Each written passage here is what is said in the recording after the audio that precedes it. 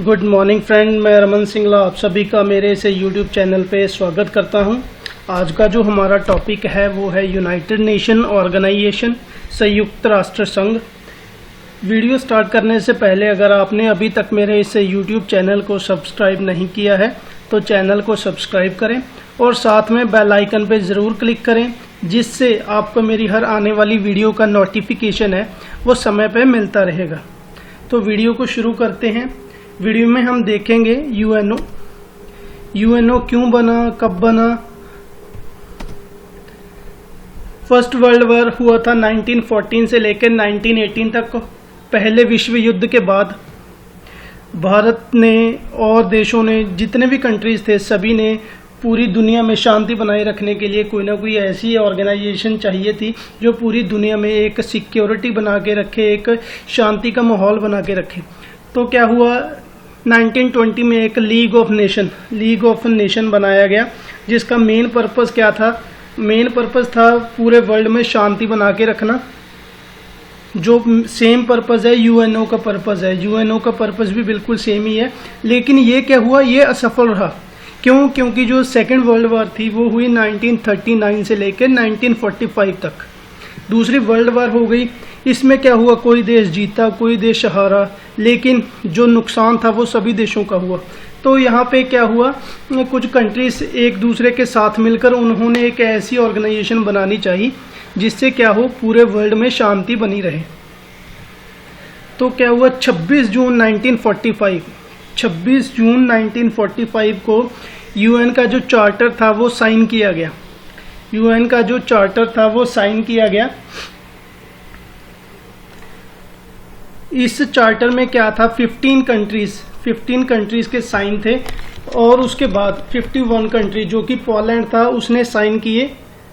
Sign करने के बाद जो यूएन का चार्टर था वो साइन हो गया और ये 24 अक्टूबर 1945 को फोर्स में लाया गया। जो यूएन ऑर्गेनाइजेशन है हमारी यूनाइटेड नेशन, इसको फोर्स में लाया गया 24 अक्टूबर 1945 को। और इस डे को हम यूएन डे के नेम से सेलिब्रेट भी करते हैं। 24 अक्टूबर को यूनाइटेड नेशन डे भी बोला जाता है। 24 अक्टूबर 1945 को जो यूएन था उसको फोर्स में लाया गया। इसका जो नाम था यूएन का, इसका जो नाम था वो किसने सुजेस्ट किया था? वो सुजेस्ट किया था US president Franklin D Roosevelt ने। फ्रैंकलिन डी रोजवेल्ट ने जो यूएन का नाम था वो सुजेस्ट किया था। उसके आगे देखते हैं।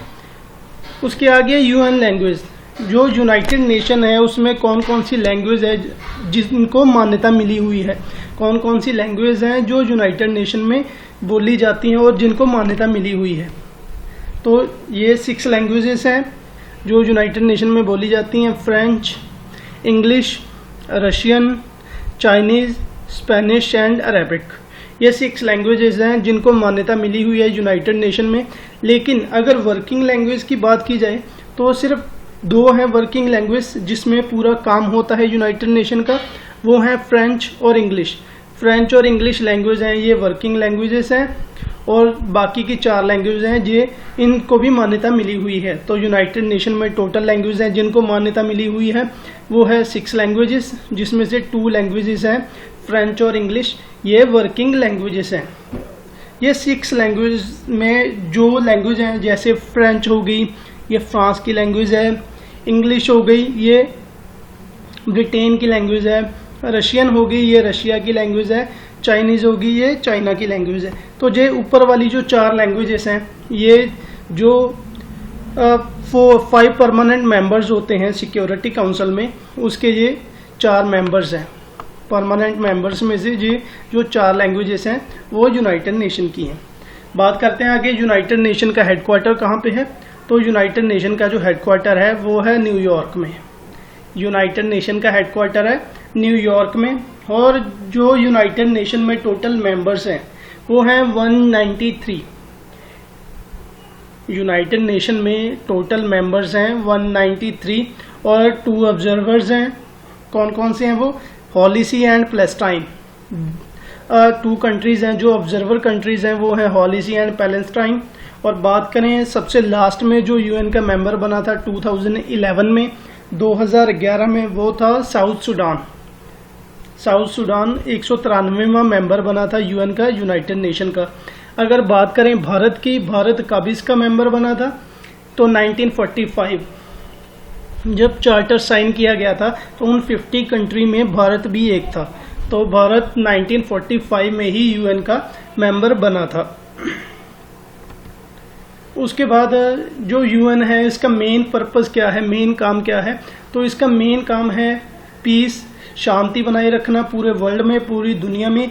लेकिन यूएन और बहुत से काम करती है, बहुत सी स्पेशल एजेंसीज हैं जो इसके साथ एसोसिएट हैं, जिनसे मिलकर ये काम करती हैं, जैसे world health organisation WHO, world bank group हो गया, उसके बाद है यूनिसेफ, यूनेस्को, ये सभी, वर्ल्ड फूड प्रोग्राम हो गया, यूएन इन सभी के साथ मिलके काम करती है। ये सब इसकी एसोसिएटेड एजेंसीज हैं। यूएन सभी तरह के काम करती है, उसकी बहुत सारी एसोसिएटेड एजेंसीज हैं जिसके साथ मिलकर वो पूरे वर्ल्ड में काम करती हैं। उसके बाद देखते हैं हम जो यूएन के 6 प्रिंसिपल ऑर्गन्स हैं। जो मुख्य 6 प्रिंसिपल ऑर्गन्स हैं वो कौन कौन से हैं। सबसे पहला है जनरल असेंबली, सेकंड है सिक्योरिटी काउंसिल, थर्ड नंबर पे है economic and social council, fourth number पे है trusteeship council, international court of justice और यूएन सेक्रेटेरिएट। ये 6 प्रिंसिपल्स हैं यूएन के। तो अभी 1 बाय 1 हम इसको रीड करेंगे। सबसे पहले देखते हैं जनरल असेंबली। जनरल असेंबली क्या है, तो जनरल असेंबली में क्या होता है, पूरे के पूरे जितने भी मेंबर हैं यूएनओ के 193, उन सभी के मेंबर्स हैं यहाँ पे एकत्रित होते हैं, इकट्ठा होते हैं। सभी मेंबर्स हैं यहाँ पे इकट्ठा होते हैं। 193 मेंबर्स हैं जो यूएनओ के, वो सभी मेंबर जनरल असेंबली में इकट्ठा होते हैं। तो इनका मेन काम क्या होता है जनरल असेंबली का। सबसे पहला काम पीस, शांति बनाए रखना पूरे वर्ल्ड में, सिक्योरिटी बनाए रखना। थर्ड वन होता है बजटिंग, जो बजट्स होते हैं डेली बेस का जो काम होता है, इसका जो बजट्स बनाए जाते हैं वो काम भी जनरल असेंबली करती है। उसके आगे किसी न्यू मेंबर को ऐड करना, जैसे लास्ट में रिसेंटली 2011 में 193rd मेंबर था, साउथ सूडान को ऐड किया गया था। तो कोई भी न्यू मेंबर अगर यूएनओ में ऐड किया जाता है तो वो भी जनरल असेंबली द्वारा ही ऐड किया जाता है। और किसी मेंबर को अगर रिमूव करना है तो वो भी जनरल असेंबली ही करती है। तो इसमें क्या होता है, अगर कोई ऐसा ऑर्डर है, कोई ऐसा बिल पेश किया जाता है तो उसको 2/3 मेजॉरिटी से पास होना ज़रूरी है। अगर इसके मेंबर्स हैं 2/3 मेजॉरिटी से इस बिल को पास करते हैं तभी उस बिल को पास मान लिया जाता है। तो इसके जो मेंबर्स होते हैं,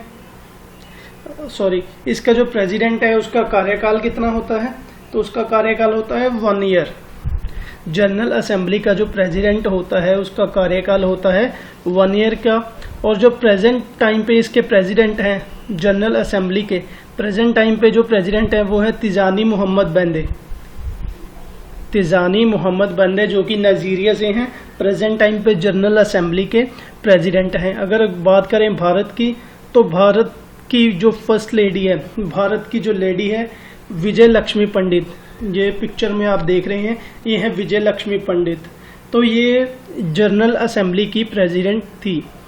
ये ओनली इंडियन है जो जनरल असेंबली की प्रेसिडेंट थी, और ये फर्स्ट लेडी प्रेसिडेंट थी जनरली असेंबल की।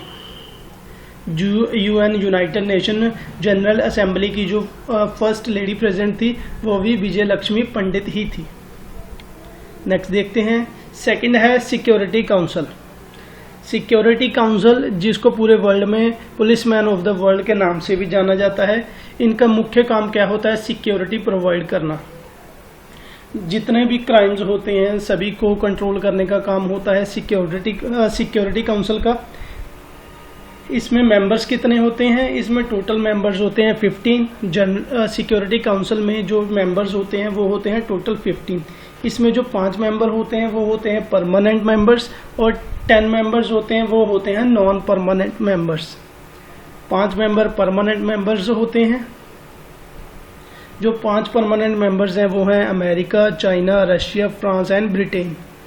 जो विश्व युद्ध के विजेता थे वो 5 कंट्रीज हैं वो permanent members, America, China, Russia, France and Britain. Security council के ये 5 परमानेंट मेंबर्स हैं। भारत को भी इसके लिए नाम जो भारत का लाया जाता है परमानेंट मेंबर्स के लिए। लेकिन यहाँ पे क्या होता है, जितने भी मेंबर्स हैं उनके पास एक पावर होता है जिसे हम बोलते हैं वीटो पावर।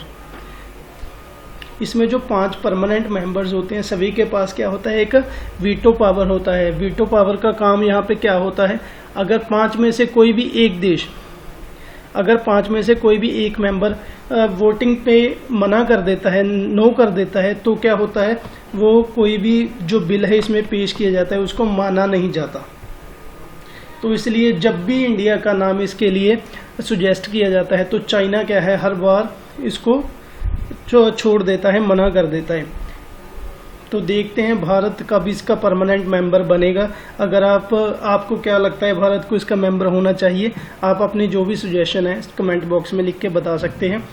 और इसके 10 मेंबर्स होते हैं वो होते हैं नॉन परमानेंट मेंबर्स, जिनका कार्यकाल होता है 2 ईयर्स, जो 2 साल के लिए चुने जाते हैं। और इनको कौन चुनता है, इनको जनरल असेंबली द्वारा सिलेक्ट किया जाता है।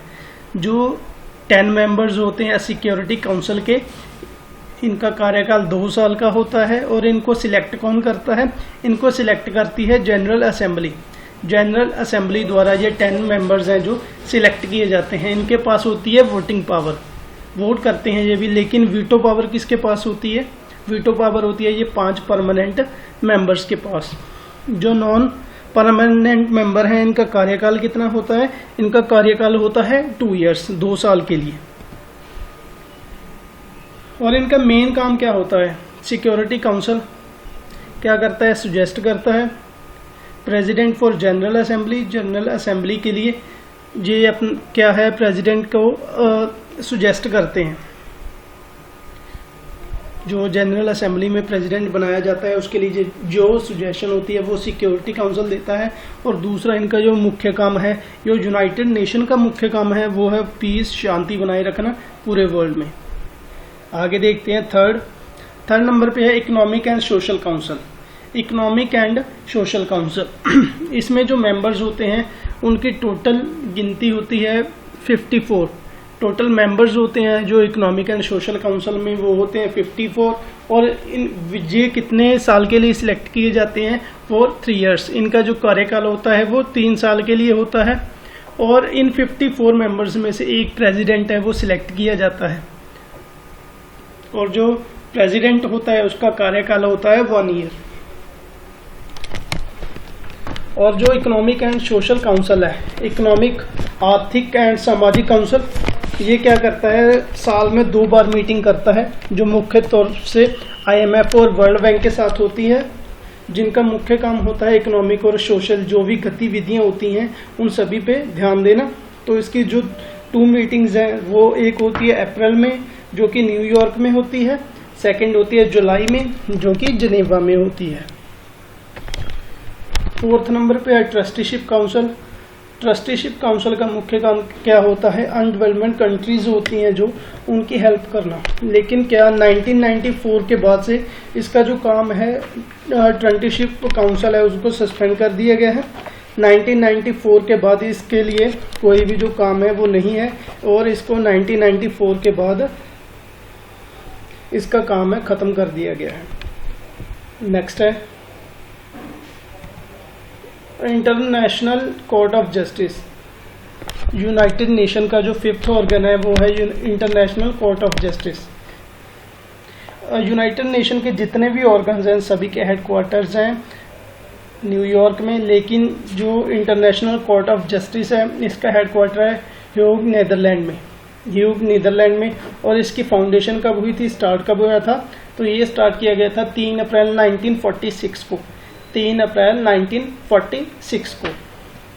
और इसमें जो टोटल जजेस होते हैं वो कितने होते हैं, तो इसमें जो टोटल जजेस होते हैं उनकी काउंटिंग होती है 15, जो कि 9 साल के लिए चुने जाते हैं। इंटरनेशनल कोर्ट ऑफ जस्टिस के जो मेंबर्स हैं 15 जजेस हैं वो 9 साल के लिए चुने जाते हैं। और जो इनका प्रेसिडेंट होता है उसकी अपॉइंटमेंट होती है 3 इयर्स के लिए। इन 15 जजेस में से एक को प्रेसिडेंट अपॉइंट किया जाता है और जो प्रेसिडेंट होता है वो 3 साल के लिए चुना जाता है, लेकिन जो मेंबर्स हैं इंटरनेशनल कोर्ट ऑफ जस्टिस के वो 9 ईयर के लिए चुने जाते हैं। जो प्रेजेंट टाइम पे इंटरनेशनल कोर्ट ऑफ जस्टिस के जो प्रेसिडेंट हैं वो हैं अब्दुल काफ़ी यूसुफ जो कि सोमालिया से हैं। ये हैं प्रेजेंट टाइम पे इंटरनेशनल कोर्ट ऑफ जस्टिस के प्रेसिडेंट। अगर बात करें भारत की, तो भारत के जो जजेस हैं वो इसके प्रेसिडेंट रह चुके हैं। सबसे पहले थे BN राव जो कि 1952 से 1953 तक, और जो रिसेंटली हैं वो हैं दलवीर भंडारी। भारत के 4 जजेस हैं जो as a president court of justice में, इंटरनेशनल कोर्ट ऑफ जस्टिस में एज ए प्रेसिडेंट वर्क कर चुके हैं, काम कर चुके हैं। ये सभी उनके नाम है BN Rao, Nagendra Singh, RS Pathak and Dalveer Bhandari. Next question, UN secretariat. United nation में जो डेली का काम होता है, डेली का वर्क होता है, वो UN सेक्रेटरीट में किया जाता है। UN सेक्रेटरीट में अप्रॉक्सीमेटली 10,000 के करीब जो एम्प्लॉयर हैं वो काम करते हैं। और इनका जो हेड होता है, हेड ऑफ दिस डिपार्टमेंट, इसका जो हेड होता है, इस काउंसिल का हेड होता है, उसको बोलते हैं सेक्रेटरी जनरल। और जो सेक्रेटरी जनरल होता है वो कौन अपॉइंट करता है, तो वो अपॉइंट किया जाता है जनरल असेंबली से। जनरल असेंबली द्वारा जो सेक्रेटरी जनरल है वो अपॉइंट किया जाता है। और ये किसके रिकमेंडेशन से किया जाता है, तो ये UN सिक्योरिटी काउंसिल के रिकमेंडेशन से सिलेक्ट किया जाता है।